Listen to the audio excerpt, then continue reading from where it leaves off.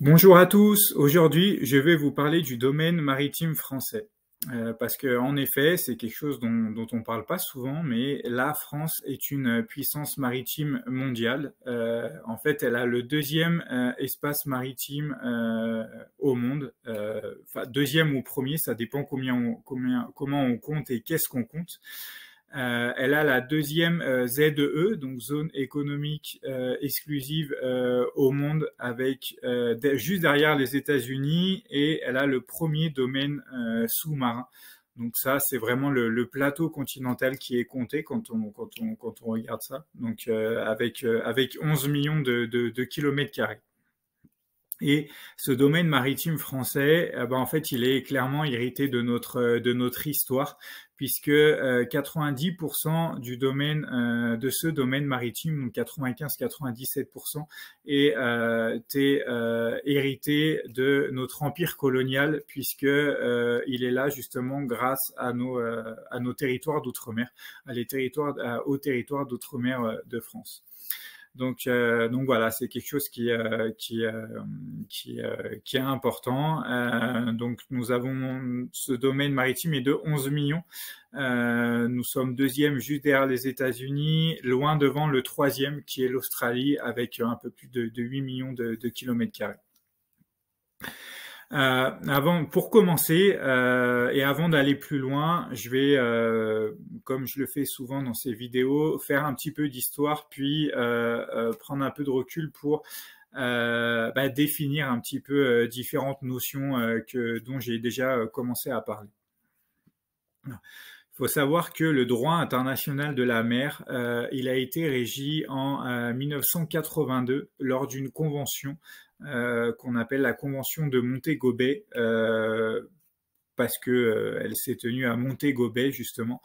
Et au cours de cette convention a été défini en fait tout un ensemble de notions qui permettent un petit peu de régir qu'est-ce que le droit de la mer au niveau international. Alors, tout d'abord, lorsqu'on part des côtes, on va avoir une première bande de 12 miles, donc des côtes jusqu'à 12 miles marins. Ici, on va parler en miles marins, qui est la mer territoriale.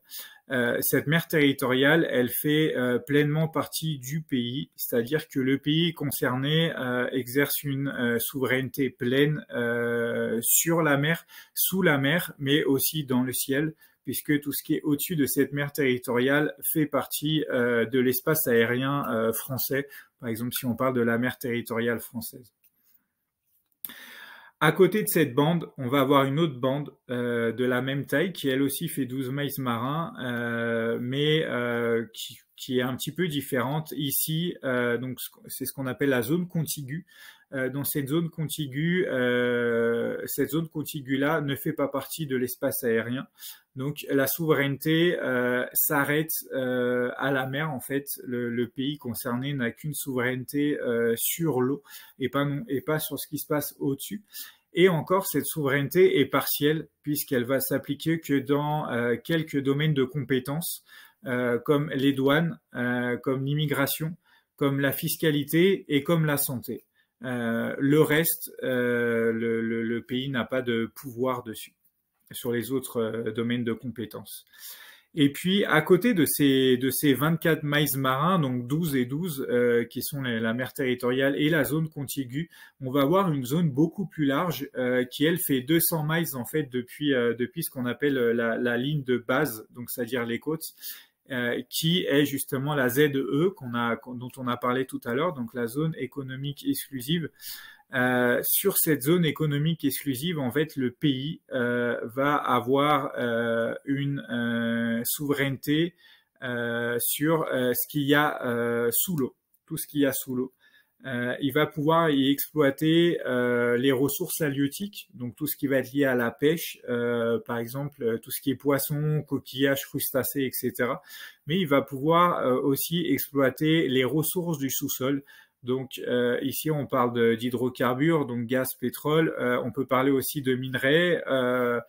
On peut parler du récif corallien aussi, donc qui est dans ces ZEE, appartient justement aux pays concernés. Et puis au-delà de cette ZE, ben, en fait, on entre dans les eaux internationales. C'est quelque chose de plus classique. Et puis là, je vais faire une petite nuance. C'est-à-dire qu'on a aussi le plateau continental. Le plateau continental, en fait, normalement, ça correspond un petit peu à la ZEE. Mais dans certains cas, il est possible d'étendre le plateau continental au-delà de la ZEE. Dans ce cas-là, qu'est-ce qui se passe? Parce que ce plateau continental, s'il est étendu au-delà de la ZEE, ça veut dire qu'il rentre dans les eaux internationales. Mais quel peut être l'intérêt? En fait, sur le plateau continental, le pays va avoir la souveraineté sur le sous-sol, sur le sol, mais pas sur l'eau. C'est-à-dire qu'il va pas pouvoir, par exemple, exploiter les ressources halieutiques, mais il va pouvoir exploiter les ressources d'hydrocarbures du sous-sol. Donc c'est la petite différence. Normalement, comme je vous le disais, dans la plupart des cas, le plateau continental est compris dans la ZEE, mais il y a des cas où le plateau continental peut être étendu au-delà de la ZEE, peut être étendu dans les eaux internationales justement. Et cette extension du plateau continental, c'est justement ce qui a fait la France en fait à deux reprises. Enfin, elle l'a fait plusieurs fois, mais elle l'a fait à deux reprises récemment, en 2015 et en 2020. En fait, pour ça, elle a dû prouver à la Commission des limites du plateau continental, qui est un organisme de l'ONU justement qui a été créé dans le cadre de la convention de Montego Bay. Et la France, via l'Extraplaque, donc qui est un programme de l'IFREMER. L'IFREMER est l'Institut français de recherche de la mer, de recherche et d'exploration de la mer, et Extraplaque, ça veut dire extension raisonnée du plateau continental. Donc c'est un programme qui a été créé en 2002 justement dans le but de pouvoir étendre un petit peu le plateau continental français. Et elle a dû prouver justement à l'ONU, à la Commission des limites du plateau continental de l'ONU, que en fait, le plateau continental, notamment sous l'île de la Réunion et sous les terres australes et antarctiques françaises, elle en fait dépassait un petit peu les limites des 200 mètres marins, donc de la ZEE. Là, il faut vraiment faire des études d'impact géologique, etc., pour arriver à le démontrer. On parle vraiment de géologie, montrer que en fait, le territoire et vraiment le plateau de la Terre s'étend au-delà des 200 miles de la ZEE. Donc, dans ce cas-là, l'ONU va dire, OK, oui, vous avez raison, votre plateau continental, il est plus grand et il dépasse un petit peu ce qui est prévu initialement. Mais ça arrivait pas tout le temps. Il faut arriver à le prouver. C'est long. La France a mis plusieurs années pour arriver à le faire. Donc voilà. Maintenant que j'ai un petit peu, je dirais, détaillé les concepts et remis les choses un petit peu en perspective, je vais vous parler vraiment du domaine maritime français. Donc, que je le disais tout à l'heure, qui est de 11 millions de kilomètres carrés. Dans le cadre de la France, on a du coup un domaine sous-marin, donc qui est justement ce plateau continental un petit peu plus grand, de quelques centaines de milliers de kilomètres carrés, un petit peu plus grand que la zone économique exclusive, notamment lié aux travaux et aux efforts de l'IFREMER ces dernières années. Et comme je le disais en préambule de cette vidéo, plus de 90%, presque 97% du domaine maritime de la France est directement lié au territoire d'outre-mer. Alors, par territoire d'outre-mer, alors certes, il y a ce qu'on appelle communément les DOM-TOM, qui sont des départements d'outre-mer et des territoires d'outre-mer qui sont des zones peuplées et habitées dont tout le monde connaît. Alors, on va citer les Antilles, la Guyane, l'île de la Réunion, la Polynésie, la Nouvelle-Calédonie. Il y a aussi Saint-Pierre-et-Miquelon, qui est un peu moins connu, mais qui est une île perdue en fait au large du Canada, qui est un peu le dernier vestige de la Nouvelle-France, les colonies françaises en Amérique du Nord. Mais les territoires d'outre-mer, c'est aussi tout un tas de collectivités d'outre-mer et de territoires qui sont inhabités et qui appartiennent encore à la France et dont le principal justement intérêt est de faire de la France ce domaine maritime français, puisque grâce à ses possessions, grâce à ces îlots inhabités, la France justement peut étendre sa ZE de cette bande de 200 miles marins autour de chacune de ces terres. Donc parmi ces terres inhabitées, on va avoir l'île de Clipperton. L'île de Clipperton qui est située dans le Pacifique entre Hawaï et l'île de Pâques. Donc c'est une zone où vous voyez la France n'a pas beaucoup d'autres territoires. Et puis on va avoir aussi alors ce qu'on appelle les TAAF pour terres australes et antarctiques françaises, qui sont tout un ensemble de territoires qui se trouvent au sud de l'océan Indien, qui sont administrés depuis La Réunion. En fait, à La Réunion, il y a un préfet justement des TAAF qui administre ces territoires-ci. Alors, ces territoires-ci, il y a plusieurs dans ces TAAF, il y a plusieurs archipels. Il y a les îles Éparses qui sont situées entre Madagascar et en fait, pas très loin de Madagascar, qui sont d'ailleurs revendiquées à la fois par Madagascar, par l'île Maurice et par les Comores. Nous avons aussi dans les TAAF, nous avons l'archipel Crozet, qui est plus au sud. Nous avons l'île Saint-Paul et Amsterdam, qui sont un ensemble de deux îles on va dire, pour situer entre la Réunion et l'Antarctique. Et puis nous avons aussi les îles Kerguelen, je pense qu'ils sont peut-être les plus connus des TAAF,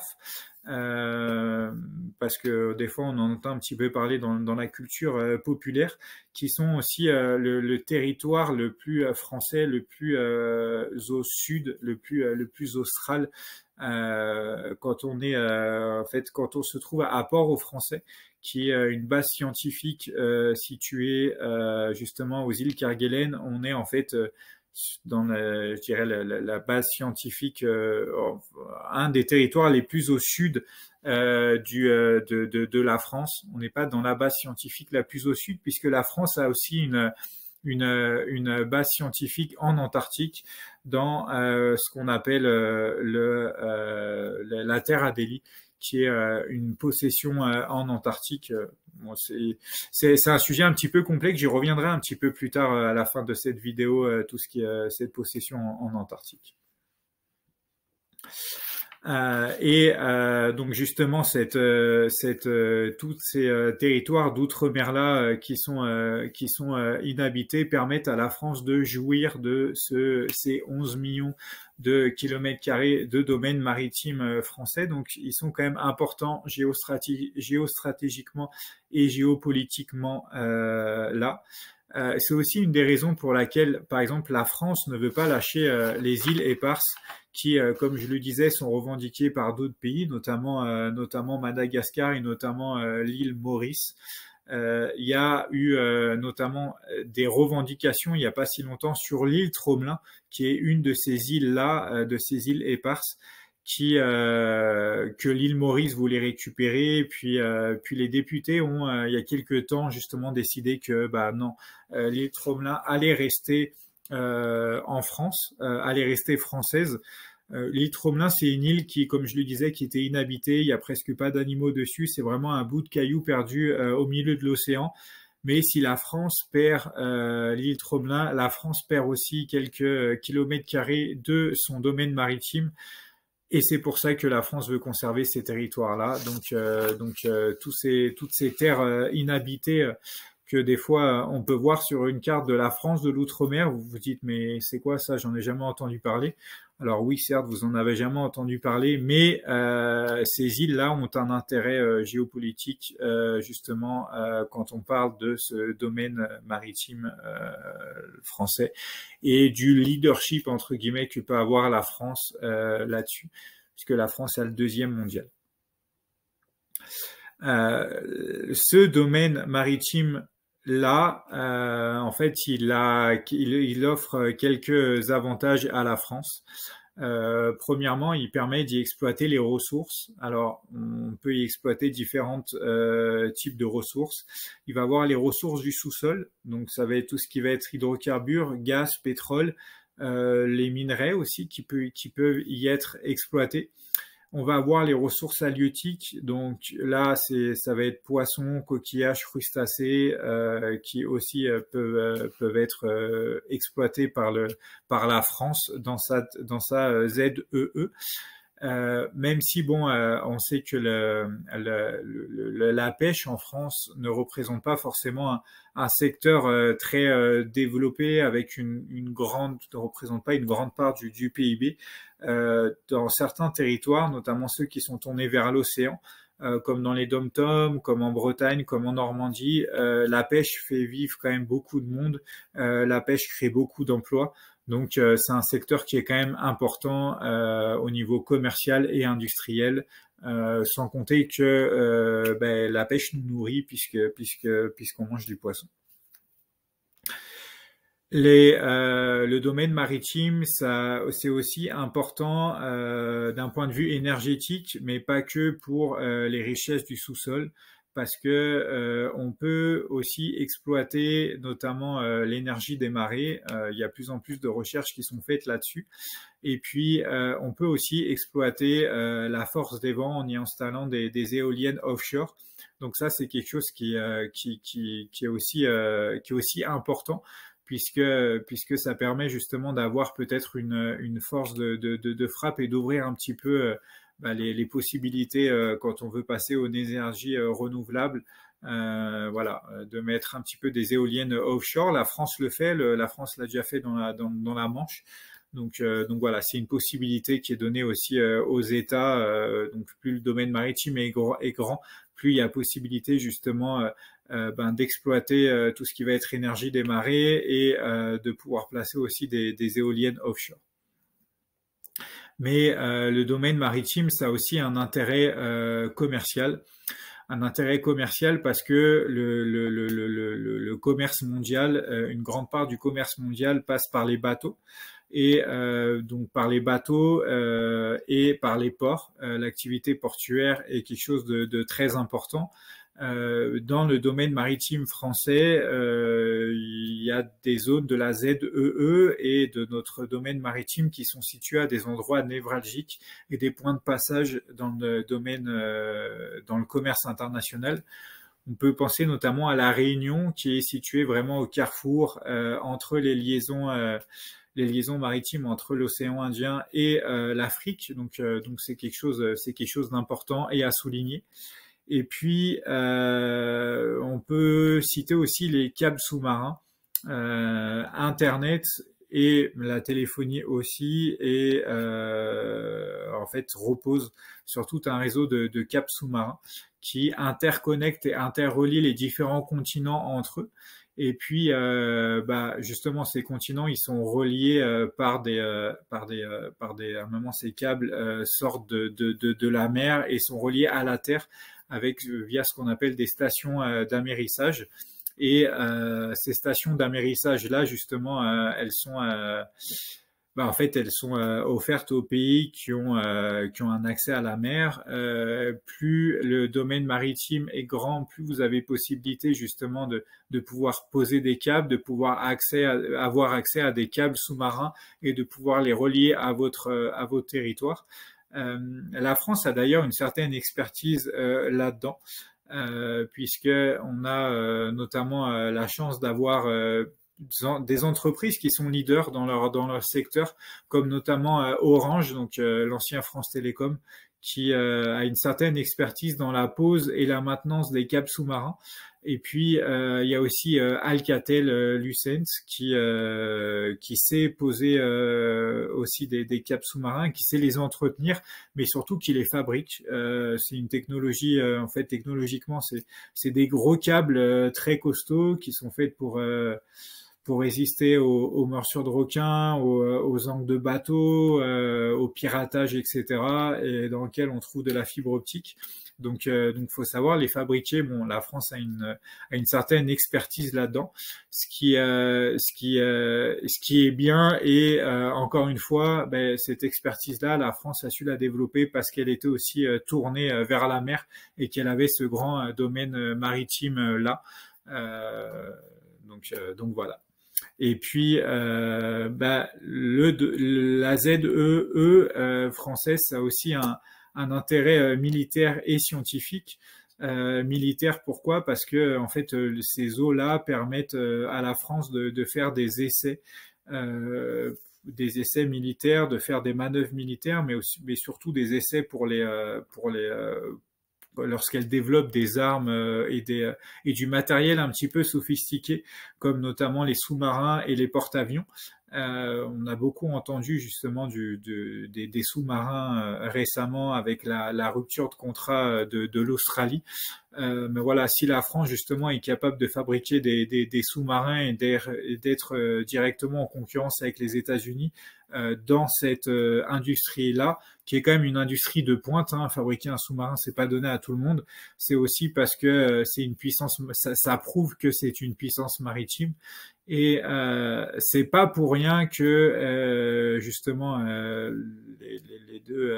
les deux pays qui s'affrontent pour ravir le contrat de l'Australie sont les deux plus grandes puissances maritimes au monde, c'est-à-dire les États-Unis et la France. Et puis, comme je le disais aussi tout à l'heure, le domaine maritime, ça revêt un intérêt scientifique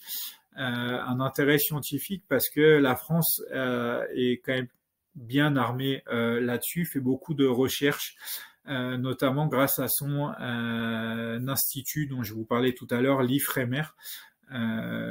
L'IFREMER qui fait beaucoup de recherches liées à la sous-marine pour justement rechercher la biodiversité, protéger un petit peu les récifs coralliens, fait beaucoup de recherches sur la sismologie, la météorologie, regarder un petit peu quel est l'impact du réchauffement climatique, etc.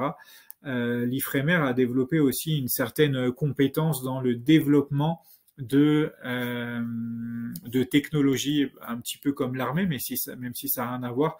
Mais elle a par exemple, c'est un peu grâce à l'IFREMER, qui a été découvert entre guillemets l'épave du Titanic, puisque lors de la première expédition, en fait, l'IFREMER en faisait partie et elle avait développé, on a utilisé en tout cas pour découvrir l'épave du Titanic, un sous-marin de l'IFREMER, qui était un sous-marin que l'Institut avait directement développé, pas spécialement pour trouver le Titanic, mais pour ses recherches vraiment sous-marines. Voilà, la France aussi a quand même toujours cette culture là de Géo trouve tout, hein, entre guillemets, puisque Cousteau aussi faisait exactement ça. Cousteau qui faisait beaucoup de recherches et inventait beaucoup de choses pour ses missions océanographiques sur la Calypso. Pour la petite histoire, si l'IFREMER a mis au point beaucoup de choses, notamment a fait avancer la recherche dans tout ce qui est sous-marin, module de sous-marin. Cousteau est celui qui a inventé le scaphandre à la fin de la Seconde Guerre mondiale. Donc voilà, là encore, on voit que scientifiquement et technologiquement, la France est une puissance maritime. La France est un pays qui a quand même une culture maritime, une certaine culture maritime. Donc voilà, c'est intéressant de le souligner. Et puis pour cette partie recherche scientifique, on peut parler aussi de tout ce que fait et tout ce que entreprend et a entrepris la France pour la recherche polaire. avec notamment le penchant de l'IFREMER pour la recherche polaire, qui serait l'IPEV, l'Institut polaire Émile Victor.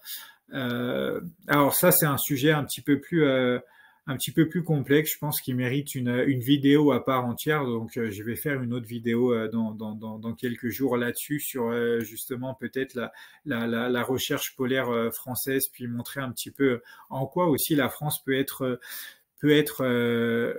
décrite comme une puissance polaire. C'est d'ailleurs pas rien si la France avait un poste d'ambassadeur au Conseil de l'Arctique, alors que la France n'a aucun territoire en Arctique. La France a aussi un rôle géopolitique, géostratégique à jouer dans tout ce qui va être recherche polaire et dans le monde polaire. Je vais faire une autre vidéo à part dédiée pour vraiment vous expliquer ça. Mais là, voilà, je voulais vraiment me focaliser sur en fait le côté maritime, vous expliquer pourquoi la France a le premier domaine maritime français, mais surtout qu'est-ce que ça apporte à la France d'avoir ce domaine-là, puis voilà, vous expliquer un petit peu en quoi la France peut être justement être taxée de puissance maritime et d'avoir un certain leadership là-dedans. On l'imagine pas souvent, mais la France est un pays tourné vers la mer, en tout cas peut l'être. Et puis, si le sujet vous intéresse, je vous conseille de lire La fin de leur monde, qui est mon dernier roman. Alors, c'est un roman d'espionnage dans lequel vous allez pouvoir suivre une triple enquête. On va vraiment parler de meurtre, d'espionnage, de suspense. Mais c'est aussi, j'ai vraiment écrit ce livre comme pour faire voyager le lecteur.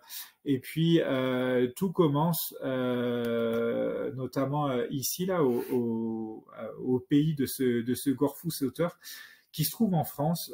Oui, ça fait partie justement des territoires français d'outre-mer dont je vous parlais tout à l'heure, les TAF. Ce livre commence aux îles Kerguelen, notamment à Port-au-Français, et puis à Port-Bizet, cette petite cabane ici là qui est dans les îles Kerguelen. Donc situé à mi-chemin entre la Réunion et l'Antarctique, voyez, peuplé de ces gentils oiseaux là, qui sont quand même un peu différents de ceux qu'on a l'habitude de voir en métropole. Donc voilà, c'est je dirais un dépaysement assuré si vous voulez voyager dans cette France du bout du monde dont on entend très peu parler et dont on a encore moins l'occasion d'y mettre les pieds. Ben voilà, la fin de leur monde le permet. Vous aurez aussi l'occasion de vous rendre à Saint-Pierre-et-Miquelon, qui est une autre collectivité d'outre-mer, qui est certes un peu plus connue, mais voilà, que je pense que peu de gens y sont déjà allés. Et puis vous aurez aussi l'occasion de voyager à l'île de la Réunion. Il y a un petit passage à l'île de la Réunion, et puis un petit peu ailleurs en métropole, etc. Donc voilà, La fin de leur monde, c'est du divertissement, c'est un roman d'espionnage, c'est un polar, mais c'est aussi du voyage et de l'évasion et un grand bol d'oxygène assuré. Puis le sujet central, c'est vraiment le réchauffement climatique. Donc si cette thématique vous intéresse, ce livre peut vraiment va vraiment vous captiver. On va aussi parler de tout ce qui va être géopolitique des énergies fossiles, du gaz, du pétrole, etc. Donc c'est un sujet d'actualité, c'est un sujet qui est lié à la vidéo dont on vient de parler. Voilà, donc c'est pour ça que je vous en parle là maintenant. Écoutez, de toute façon, je vais mettre le lien pour lire La fin de leur monde en description de la vidéo. Et puis, moi, je vous souhaite une bonne fin de journée. Je vous donne rendez-vous dans quelques jours pour une nouvelle vidéo dans laquelle je vais parler non pas de la partie maritime et du leadership maritime de la France, mais cette fois-ci de tout ce qu'entreprend la France, notamment en termes scientifiques, pour le monde polaire. Donc je vous donne rendez-vous à très bientôt. Merci, au revoir.